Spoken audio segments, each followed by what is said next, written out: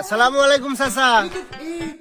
ওয়ালাইকুম আসসালাম। চাচা, আমরা ওই যে আশরাফুল খান ফেসবুক পেজের পক্ষ থেকে রোজদারদের জন্য ইফতার আর ঈদের বাজার করে দেওয়ার জন্য লিস্ট করব। আপনার বাড়িতে কয়জন রোজা থাকে বলেন, আমরা লিস্ট করি। আলহামদুলিল্লাহ। আরে বাবু, এই আমার বাড়িতে আমি রোজা, আর হলো তোমার চাচি রোজা, আর এই আমার হলো বড় ছাওয়াল রোজা থাকে। ও আচ্ছা, তাহলে নাম লিখলাম চাচা। আব্বা, ও আব্বা, মা আলু ভর্তা দিয়ে ভাত পাড়া দিছে, লেও খাইলে পেছাল পারো।